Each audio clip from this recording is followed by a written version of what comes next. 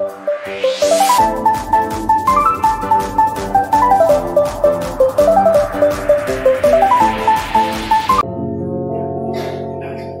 kita berdoa.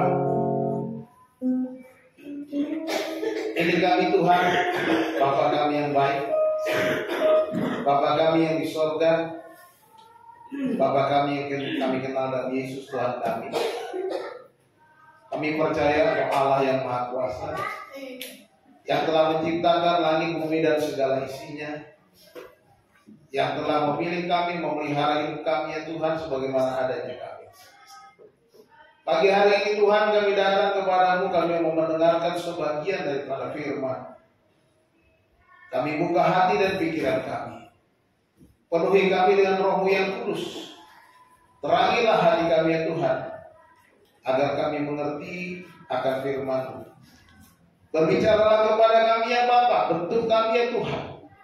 Ingatkan kami, tegur kami, kuatkan kami, teguhkan kami lewat firman-Mu Tuhan. Supaya firman yang kami dengar membangun hidup kami dan berkenan memuliakan nama-Mu. Berbicaralah kepada kami ya Allah, kami siap mendengar. Di dalam nama Tuhan Yesus kami berdoa. Haleluya. Amin. Silakan duduk. Selamat pagi semuanya. Shalom. Puji nama Tuhan. Bapak Ibu saudara dikasih Tuhan, hari ini kita bersyukur kepada Tuhan. Kita sudah memasuki minggu kedua bulan Desember. Minggu Advent atau minggu penantian kedatangan Yesus. Memang Yesus sudah datang untuk pertama kalinya ke dunia ini 2000 tahun yang lalu, tetapi juga kita menantikan kedatangan yang kedua kali. Minggu Advent kita rayakan sebagai persiapan atau penantian kita untuk kedatangan Kristus, merayakan Natal, hari kelahirannya ke dunia ini. Bapak Ibu saudara dikasih Tuhan, hari ini kita mendengar firman Tuhan. Saya beri judul mencari kebenaran. Kita akan belajar bersama-sama dari Injil Matius pasal yang kedua, ayat 1 dan ayat 2 ya. Injil Matius pasal 2 ayat 1 dan ayat yang kedua. Mari kita membaca dua ayat ini bersama-sama secara serentak. Ya, kita mulai dengan hitungan yang ketiga. 1, 2, 3.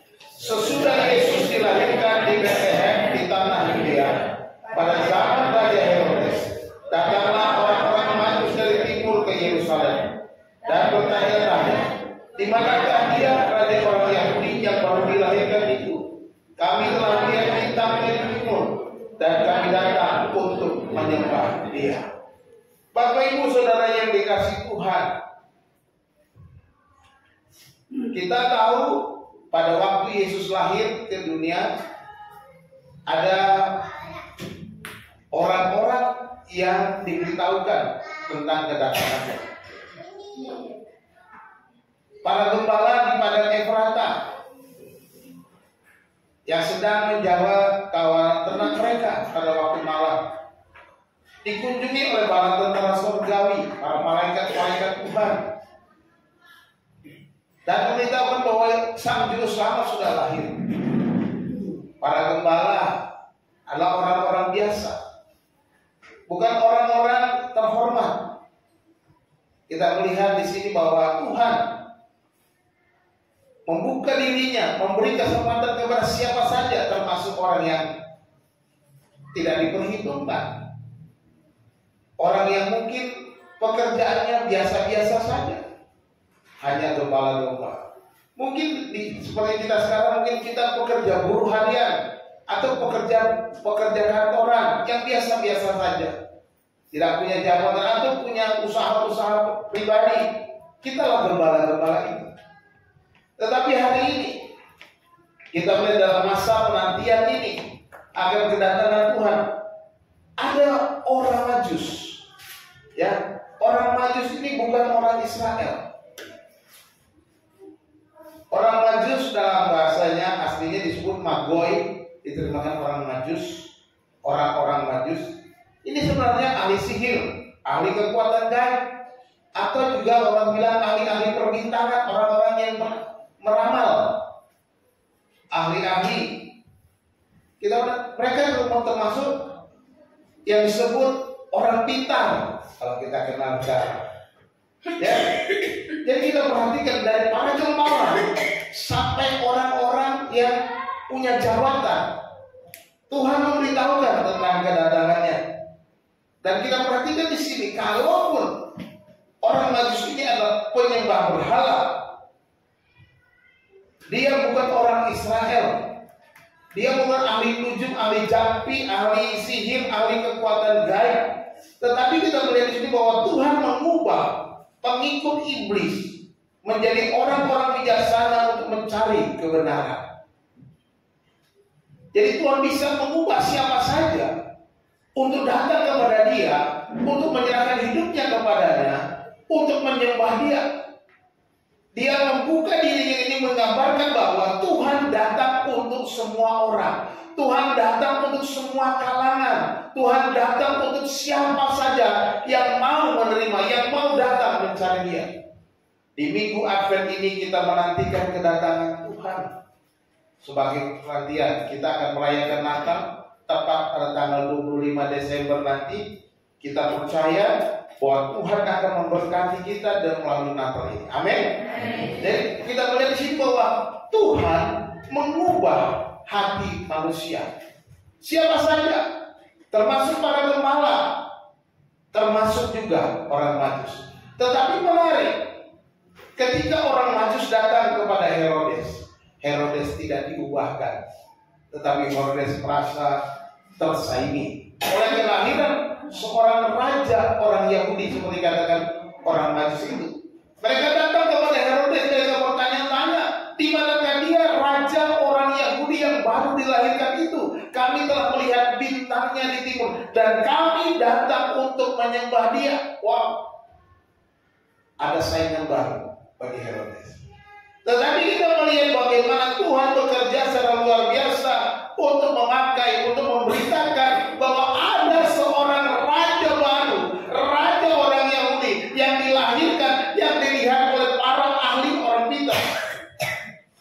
Kalau saja para gembala yang datang memberitahukan kepada Herodes, mungkin mereka segera ditangkap dan menyebarkan berita hoax.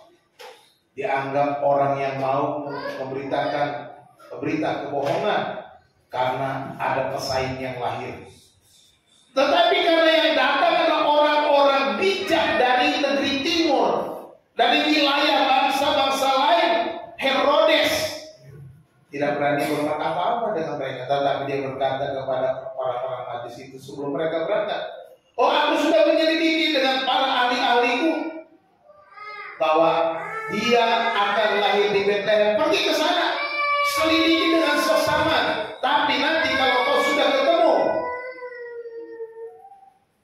beritahukan kepadaku, sampaikan kepada supaya aku juga ikut menyembah Dia. Kata Herodes di dalam mulutnya, tetapi di hatinya, aku akan menghabisinya.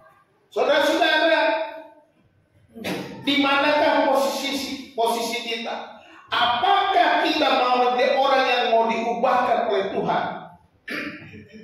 Seperti para gembala, seperti para Majus, atau seperti Herodes? Kita mau belajar pada hari ini bahwa orang Majus ini datang jauh-jauh untuk mencari kebenaran. Apa yang kita lihat? Bagaimana, mengapa mereka orang Majus itu mencari kebenaran? Kayak belajar di sini bahwa yang pertama saya melihat bahwa adanya sebuah kerinduan.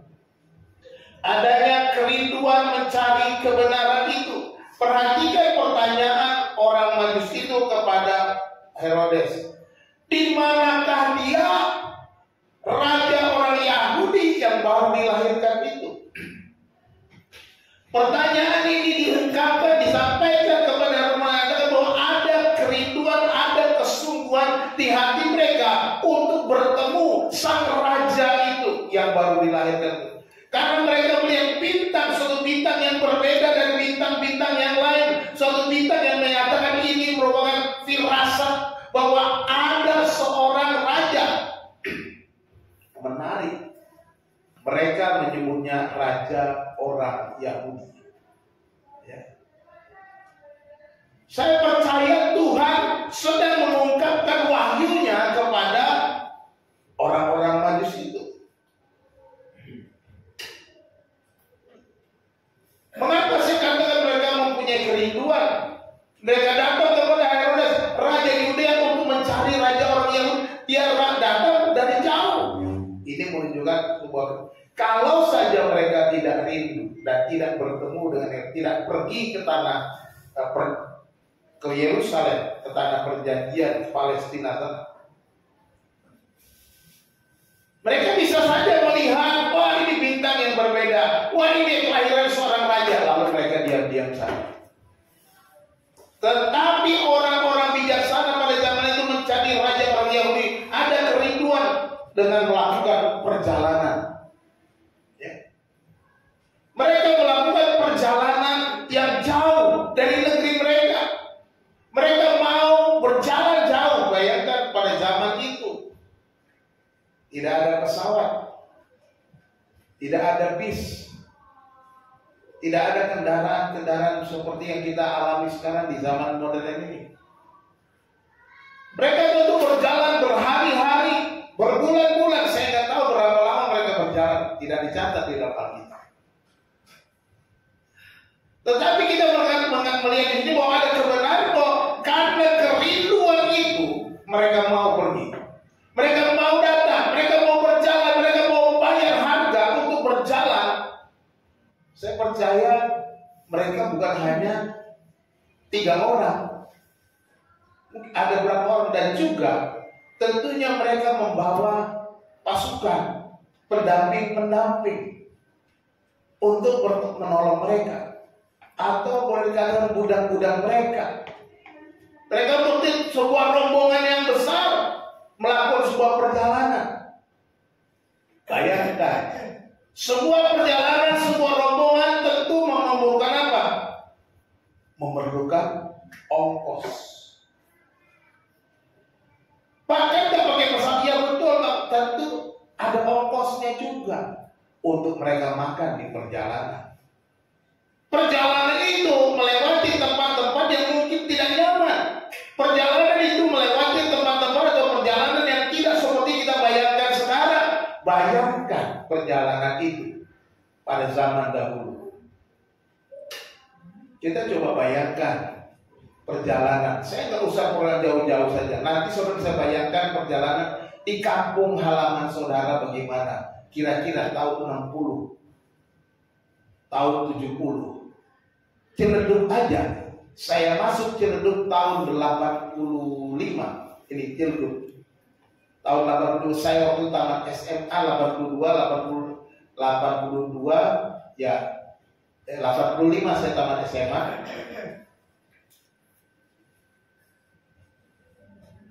Lalu saya ngamen di Ciledug ini. Ciledug ini masih banyak hutannya. Sekarang ruko-ruko pinggir kanan kiri kanan jalan, dulu nggak ada. Banyak sawah-sawah. Saya sampai ke Ciledug Indah itu, kalau hujan itu banjir, tenggelam itu Ciledug Indah. Seperti sekarang kita lihat. Itu kiri kanan banyak tanah kosong. Kalau saya punya uang dulu saya beli. Tapi saya dulu pengamen nggak bisa beli tanah. Bisa kita bayangkan 2000 tahun yang lalu betapa susahnya perjalanan zaman itu. Tetapi orang Majus ini mau bayar harga karena sebuah kerinduan bertemu. Di manakah dia raja orang Yahudi yang baru dilahirkan itu? Mereka mencari karena sebuah kerinduan. Ada perjalanan jauh. Mereka memberi waktu mereka tentunya. Mereka juga perhitungkan. Kalau kita berangkat berapa hari perjalanan, berapa hari perjalanan pulang, mereka harus perhitungkan waktu yang diberikan, uang dana yang harus mereka keluarkan. Ini yang kita mau lihat. Ya. Dan juga bukan hanya waktu, mereka juga membawa persembahan. Ya. Alkitab mencatat bahwa mereka membawa persembahan emas, kemenyan, dan mur. Ini merupakan barang-barang berharga pada zaman itu. Barang-barang yang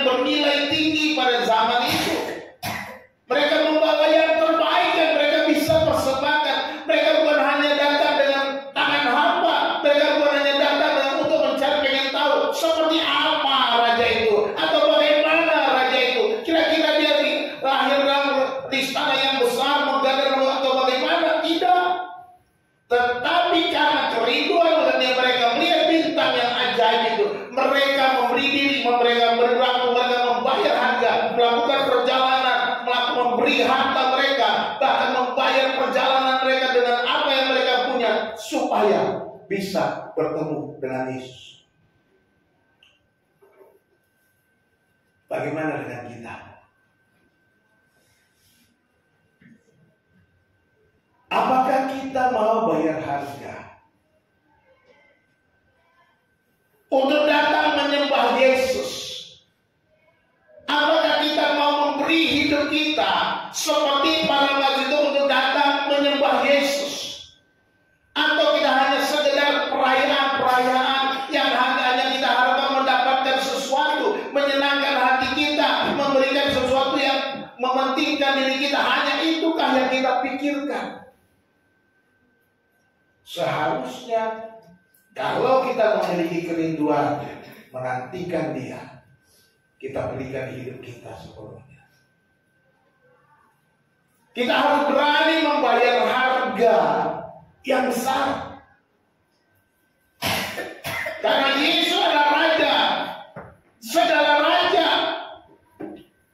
Raja yang lahir 2000 tahun yang lalu, yang akan menjadi pemerintah, yang akan menguasai dunia ini, akan menjadi raja segala raja. Pada waktu Dia datang yang kedua kali menjadi raja di dalam kerajaannya di atas tahta Daud sebagaimana dinubuatkan. Jadi kita perhatikan adanya sebuah kerinduan yang besar dari orang Majus ini untuk mencari kebenaran. Kita pun demikian seharusnya. Datang untuk cari Tuhan harus bayar harga. Jangan hanya pikirkan apa yang ku dapatkan, tapi pikirkan apa yang ku berikan kepada Dia.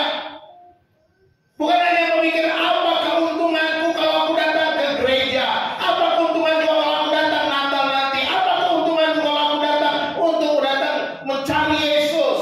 Jangan itu. Tetapi marilah kita berpikir sebaliknya. Apakah yang akan ku berikan untuk Yesus? Apakah yang akan ku persembahkan untuk Yesus? Apakah yang akan ku berikan dalam hidupku untuk menyembah Dia sebagai seorang raja yang lahir dalam hidup? Inilah yang harus kita pikirkan. Bukan mencari keuntungan dunia, tetapi memuliakan Dia. Inilah yang dilakukan oleh orang-orang Majus karena kerinduannya. Kalau mereka nggak rindu, tentunya mereka nggak mau pergi. Nggak mau pergi, nggak mau apa-apa, dan mau rugi. Rugi amat. Toh orang Yahudi ngapain gua datang? Bisa aja mereka bilang, bukan rajaku, bukan raja kami, bukan Dia lahir untuk menjadi raja kami. Ngapain saya capek-capek? Ngapain saya harus memberikan persembahan? Ngapain saya melakukan perjalanan? Ngapain saya bawa rombongan? Menjadi beban hidup buat saya. Kita mungkin kalau menjadi orang Majus bisa berpikir seperti itu, tetapi tidak dilakukan oleh orang-orang Majus. Mereka justru melakukan perjalanan, membawa rombongan mereka, membawa persembahan mereka, membawa bekal perjalanan mereka, dan mereka membawa persembahan khusus kepada sang raja, emas, kemenyan, dan mur. Bukan sembarang persembahan. Mencari kebenaran karena ada sebuah kerinduan. Tentunya milikilah kerinduan itu. Dan yang kedua, saya melihat bahwa orang Majus ada iman kepada kebenaran. Perhatikan perkataan mereka, kami telah melihat bintangnya di timur. Kami telah melihat bintangnya di timur. Pernyataan ini merupakan sebuah pernyataan iman. Ada iman timbul saat mereka melihat tanda kebenaran itu. Saat mereka melihat bintang di timur itu. Ini sebuah tanda, ini sebuah pemberitahuan, ini sebuah wahyu, bukan sembarang wahyu. Ini adalah pemberitahuan dari Sang Halik, dari Yang Maha Kuasa, dari Sang Pencipta. Itu sebabnya mereka percaya ini ada bintang yang berbeda. Iman mereka muncul ketika mereka melihat bintang itu. Jadi ada iman.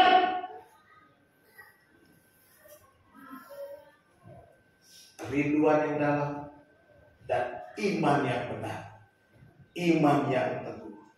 Ya, kalau kita perhatikan Tuhan dapat menyatakan wahyunya melalui berbagai cara, termasuk alam semesta. Perhatikan, pada waktu orang Majus itu melihat bintang, Alkitab belum ada. Ya, ada perjanjian lama, ada hukum Taurat. Ya. Hanya orang-orang yang punya hukum Taurat, orang Yahudi. Tetapi ini bukan orang Yahudi, bukan orang Israel, mereka tidak punya hukum Taurat, dan Tuhan berbicara tentunya tidak melalui hukum Taurat. Tuhan berbicara melalui tanda alam, Tuhan berbicara melalui hati nurani, Tuhan berbicara melalui berbagai macam cara, termasuk melalui penglihatan bintang kepada para ahli perbintangan itu. Ya. Jadi Tuhan bisa berbicara kepada setiap orang dengan caranya sendiri. Dan ketika Tuhan berbicara, muncul iman. Kami telah melihat bintangnya. Di manakah dia, raja orang Yahudi yang mengendalikan itu? Kami telah melihat bintangnya di timur.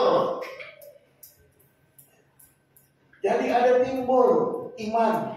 Tuhan dapat menyatakan wahyu dengan cara menunjukkan bintang kepada orang-orang Majus. Kalau sekarang jangan cari-cari yang aneh-aneh, cari aja dalam Alkitab. Cari firman Tuhan, cari kebenaran ada di dalam Alkitab. Ya, ini di sini sudah lengkap sekarang. Sekarang ini wahyu Tuhan sudah dinyatakan. Kalau Tuhan nyatakan wahyu-Nya melalui para nabi dan rasul dan tertulis dalam kitab suci. Ini sudah lengkap. Sudah selesai kanon Alkitab. Kejadian sampai wahyu. Sudah ditutup. Ya kan? Tidak ada lagi wahyu lain. Apakah Tuhan bisa berbicara lewat mimpi? Yang bisa saja kalau Tuhan mau. Tetapi harus dicocokkan dengan Alkitab. Apakah Tuhan bisa berbicara lewat bintang lagi pada masa ini? Bisa saja, tapi cocokkan dengan Alkitab. Itu dia. Apapun media yang saudara dengar, saudara lihat, saudara alami dengan berbagai macam cara, sekarang harus cocok dengan Alkitab. Karena Alkitab sudah lengkap. Kalau yang saudara mimpi, saudara lihat, saudara rasa, saudara dengar tidak cocok dengan Alkitab, tolak. Saya katakan tolak, dan itu tidak berasal dari Tuhan. Ya, jangan sampai kita ikut-ikutan. Ada orang yang mengatakan, oh saya melihat Tuhan turun dari sorga, menyuruh saya kumpul di Monas. Cocok nggak dengan Alkitab? Tuhan mau datang di Monas, sudah cocok nggak dengan Alkitab? Nggak cocok. Nggak ada di Alkitab bilang turun di Monas. Turunnya di mana? Di Bukit Zaitun. Ya sudah. Kita tunggu aja Tuhan datang di Bukit Zaitun, jangan ke Monas. Makanya ada beberapa waktu yang lalu, puluhan tahun yang lalu, tahun 80-an, ada pendeta yang berkata, Tuhan akan turun. Itu di kota Bandung. Kita akan Tuhan datang kedua kali, kali kita kumpul, kita berjual semua hartamu, katanya. Jemaatnya semua ikut-ikutan jual semua harta, dikumpul semuanya. Doa, penyebar, katanya. Tuhan nggak datang. Yang datang siapa? Polisi bawa truk ngangkutin mereka. Ya, ngaco, nggak sesuai Alkitab. Alkitab bilang apa? Tuhan datang seperti pencuri.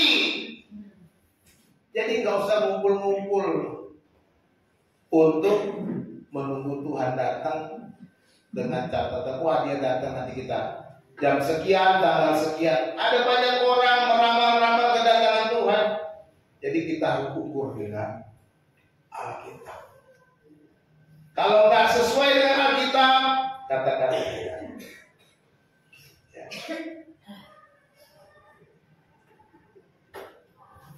Bapak Ibu sudah dikasih Tuhan.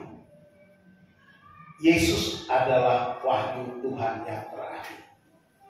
Yesus adalah wahyu Tuhan yang terakhir, gak ada yang lain. Coba buka Ibrani pasal 1 ayat 1 dan ayat 2, satu orang membacanya, ya. Menunjukkan bahwa Tuhan sudah berbicara pada zaman dahulu melalui khotbah Nabi, tetapi sekarang Tuhan berbicara melalui anaknya, cuma Tuhan, dan cukup sampai Yesus Kristus. Ibrani 1 ayat 1 dan 2, silakan. Ada yang ketemu silakan baca. Ibrani 1 ayat 1 dan 2. Setelah pada zaman dahulu Allah berulang kali dan dalam berbagai cara berbicara kepada nenek moyang kita dengan perantaraan nabi-nabi. Dengan perantaraan nabi-nabi. Lanjut.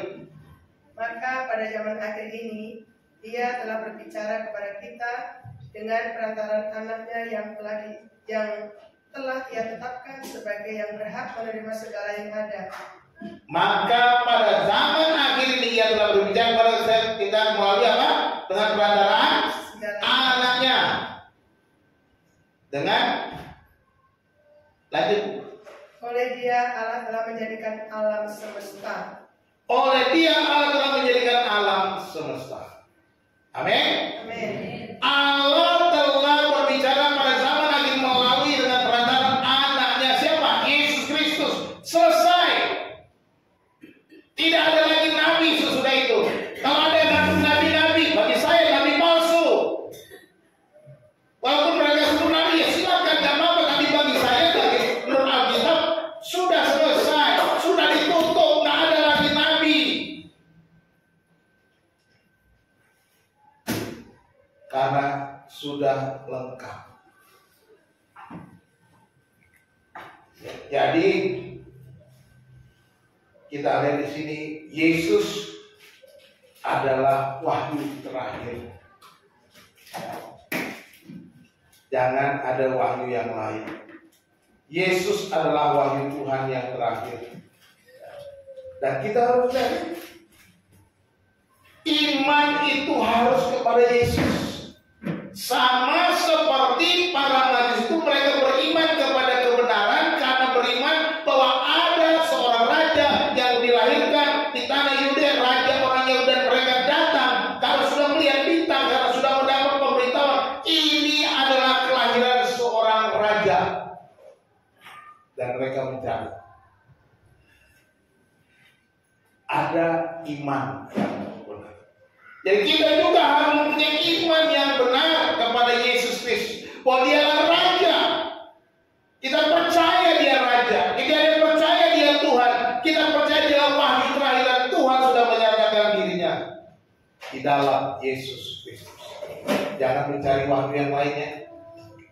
Tuhan dapat mengubah hati para Majus dengan memakai keahlian mereka sehingga mereka beriman.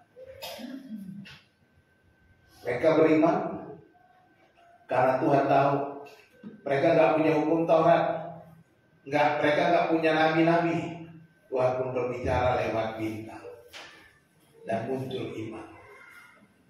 Kalau sekarang kita sudah punya Alkitab, harus beriman apa yang ada dalam Alkitab. Jangan ragukan lagi, jangan mencari bintang-bintang lagi. Kalau apalagi kita bukan ahli perbintangan, jangan cari-cari itu. Jangan cari mimpi-mimpi, bukan, kita bukan ahli mimpi. Kalau saudara beli buku tafsir mimpi, hati-hati. Tafsir mimpi dipercaya, jangan. Nanti kita terproses. Tafsir mimpi biasanya orang pakai togel. Buat beli togel tafsir mimpi. Zaman dulu saya itu sebelum bertobat, sebelum jadi pendeta, saya itu peramal agen forecast. Kalau ada yang pernah dengar istilah forecast, tahun 80-an itu. Saya suka ngeramal apa yang akan keluar, huruf apa keluar. Saya pernah berhasil meramal huruf yang keluar. Dan orang yang dapat itu ngasih saya berkatnya, keuntungannya. Ya, semakin saya pernah berhasil, semakin dipercaya orang. Wah, jadi dukun porkas sempat. Tapi bertobat, kita bertobat, ya. Ya, saudara-saudara, ada iman. Muncul iman ketika Tuhan berbicara kepada orang Majus itu. Bagaimana kita? Apakah kita punya iman? Tuhan sudah berbicara banyak kepada kita. Kita sudah punya Alkitab. Mari kita beriman. Imani apa yang ada dalam Alkitab. Jangan kepada yang lain. Yang ketiga, saya mulai di sini, mereka mencari kebenaran itu ada ketundukan kepada kebenaran itu. Saya berikan istilah ketundukan karena mereka berkata, kami datang untuk menyembah Dia. Ini menandakan ketundukan kepada Tuhan, ketundukan kepada kebenaran, ketaatan kepada kebenaran. Mereka punya kerinduan, mereka punya iman, mereka punya ketundukan. Sekalipun mereka merasa orang pintar, mereka bisa saja bahwa aku ini orang cerdik pandai, aku ini ahli-ahli, aku ini dihargai. Tetapi mereka datang untuk menyembah pribadi yang mereka belum kenal, pribadi yang baru mereka melihat bintang saja, pribadi yang mereka ketahui melalui penglihatan mereka. Tetapi mereka berkata, kami datang untuk menyembah Dia. Ini sudah kami mau tunduk kepada Dia. Kami mau merendahkan diri kepadanya. Kami mau menyerahkan hidup kami kepadanya. Luar biasa. Mereka mencari kebenaran karena ada ketundukan, ada kerendahan hati. Kita tidak akan pernah bertemu kebenaran kalau kita tidak pernah memiliki kerendahan hati. Kita tidak akan pernah mau menemukan kebenaran kalau kita tetap merasa lebih tinggi daripada kebenaran itu. Kita tidak akan pernah memiliki kebenaran kalau kita tidak mau menyerahkan hidup dan menyembah Dia, menyerahkan hidup kita di bawah kakinya. Para Majus datang tidak untuk mencari jabatan, tidak datang untuk mencari kekayaan, tidak datang untuk mencari popularitas, tetapi datang untuk menyembah. Luar biasa, ya, luar biasa. Bagaimana mungkin mereka datang untuk menyembah orang yang mereka belum tahu, mereka belum kenal.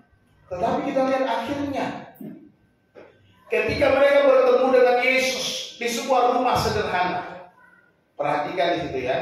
Mereka datang, ayat 1 bilang setelah Yesus dilahirkan, ya kan? Artinya Yesus sudah lahir, Yesus sudah bertumbuh, sudah menjadi anak. Jadi kalau menurut para penafsir ini, orang Majus datang, Yesus tidak lagi di kandang domba, sudah agak besar. Mungkin seperti Bona sudah besar, seperti anak kecil. Ya.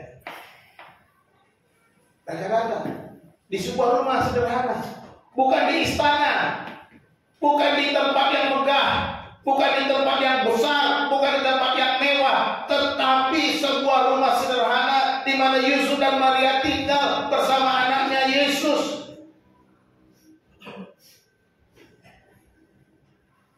Ketika mereka sampai di rumah itu, bintang itu berhenti di atas rumah di mana mereka tinggal. Apa yang mereka perbuat?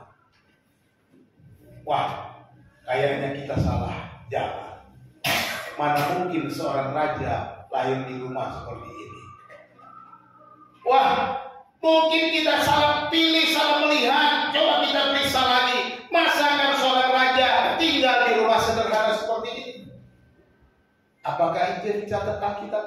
Tidak.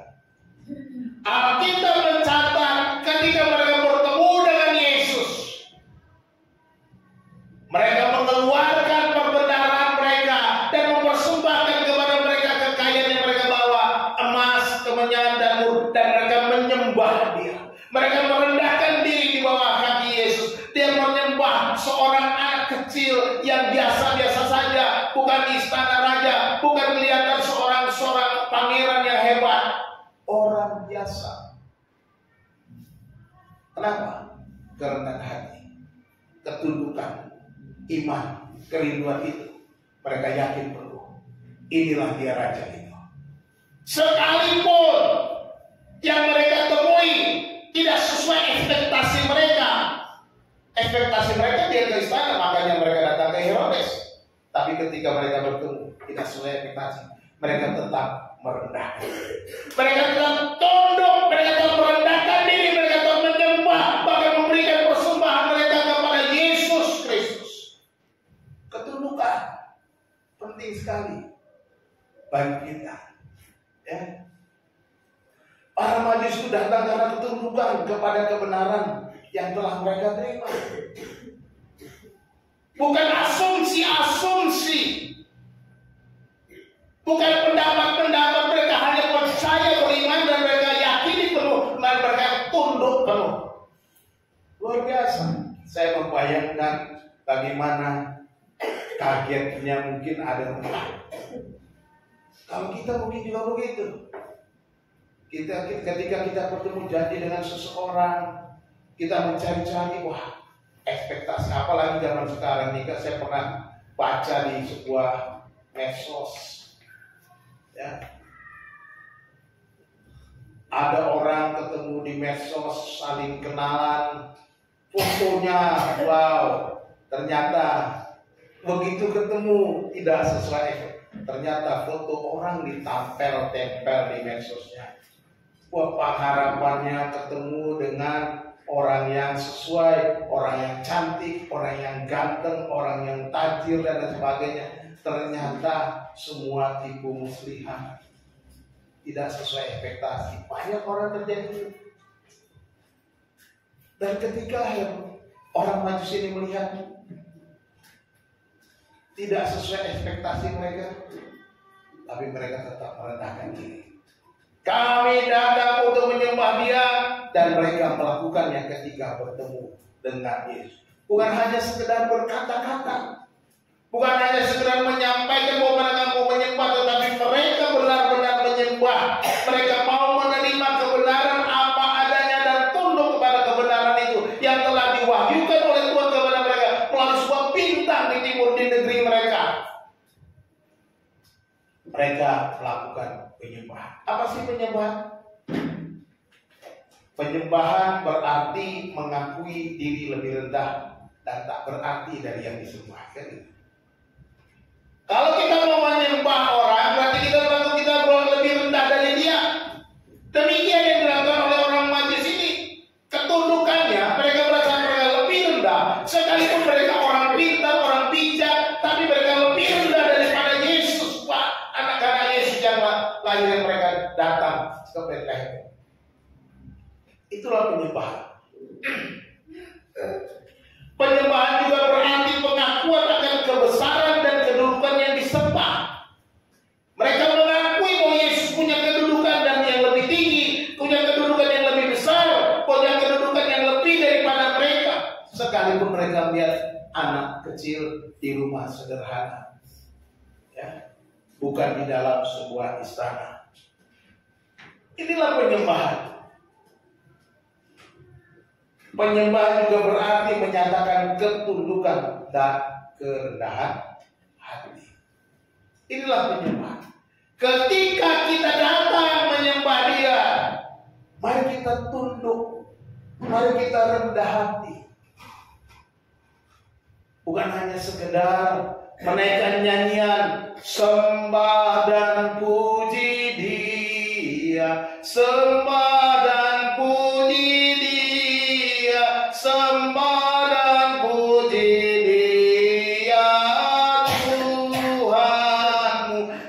Nyatakan itu dengan ketundukan, nyatakan itu dengan kerendahan hati, bahwa Dialah yang layak, Dia saja yang layak disembah. Aku ada, tidak ada apa-apanya. Inilah yang dilakukan oleh orang Majus dalam mencari kebenaran. Mereka tunduk kepada kebenaran itu. Mereka rindu bertemu kebenaran. Mereka beriman kepada kebenaran. Mereka tunduk kepada kebenaran. Kalau kita benar-benar di Minggu Advent ini, minggu kita merayakan kedatangan Tuhan, mari kita miliki hati yang menyembah, hati yang berserah kepada Tuhan, hati yang rendah, ya, tanpa mementingkan ego kita, tanpa mementingkan posisi kita, saling menghormati satu dan kita mau menyembah Tuhan. Mari kita benar-benar merendahkan diri di hadapan Tuhan supaya kita pun seperti orang majus. Tanggalkan ego, tanggalkan semua kebanggaan-kebanggaan kita atau apapun yang kita bisa banggakan. Kita simpulkan hari ini bagaimana, apakah dan bagaimanakah kita mencari kebenaran ini. Yang pertama adalah kerinduan. Ya. Bagaimana kita benar-benar mau mencari Tuhan. Kerinduan ditunjukkan dengan membayar harga. Seperti orang majus selalu membayar harga. Seberapa besar harga yang akan kita bayarkan untuk datang mencari kebenaran. Ini penting. Ya. Berikan yang terbaik kepada Tuhan dari harta kita, dari waktu kita, dari tenaga kita, sebagaimana orang-orang majus itu, karena kerinduannya dia membawa apa yang mereka bisa, berani membayar harga. Yang kedua apa? Iman. Itu yang kedua. Tak kuat. Kalau kita beriman, maka kita percaya Alkitab adalah wahyu Allah. Cuma ini wahyu. Nantikanlah kedatangan Tuhan seperti dikatakan firman Tuhan dengan setia. Ya. Nantikan kedatangan Tuhan. Sebagai orang yang menantikan kedatangan Tuhan, dia akan hidup di dalam kekudusan. Itu orang yang menantikan kedatangan Tuhan. Orang yang menantikan ke Tuhan, dia akan hidup dalam apa? Menjadi saksi, memberitakan Injil seperti dikatakan sebelum Injil kerajaan Allah ini sampai ke ujung bumi, belum tiba kesudahannya. Yesus belum datang. Makanya orang yang menjaga kekudusan, orang yang menjadi saksi, mereka lah orang-orang yang merindukan kedatangan Tuhan. Miliki iman. Dan yang ketiga, ketundukan. Tunduk. Apakah yang kita cari di hari Natal? Hadiah Natal? Kalau saya waktu kecil di kampung halaman, masa-masa kecil, hari Natal adalah hari baju baru, hari sepatu baru. Bapak saya akan bawa saya ke tukang jahit untuk menjahitkan celana baru, baju baru. Zaman dulu kami nggak pergi ke mall, nggak pergi ke sana untuk cari baju ini, tapi jahit baju ke tukang jahit. Zaman waktu kecil. Kecuali sepatu, barulah beli sepatu di toko. Di toko langganan bapak saya. Ya, kami punya kebiasaan. Waktu kecil dulu. Waktu kami Natalan di gereja, yang kami cari apa? Ketika kami membaca ayat liturgi. Wah, cuma dikasih buku 1, pensil 1, sudah baca ayat, happy banget. Kayaknya bahagia banget dapat buku 1, pensil 1. Anak kecil mencarinya benda kesenangan. Tetapi kita jangan menjadi seperti anak kecil terus. Hanya datang untuk hari Natal untuk mencari apa yang menguntungkan saya. Jadilah orang Kristen yang tunduk dan taat kepada Tuhan dengan setia beribadah. Ya. Setialah. Setia mencari Tuhan. Setia beribadah kepada Tuhan, setia untuk datang menyembah Dia. Ini jadikan Natal ini komitmen kita seperti orang majus. Kami datang untuk menyembah Dia, kami datang untuk merendahkan diri, kami datang untuk tunduk kepada Dia,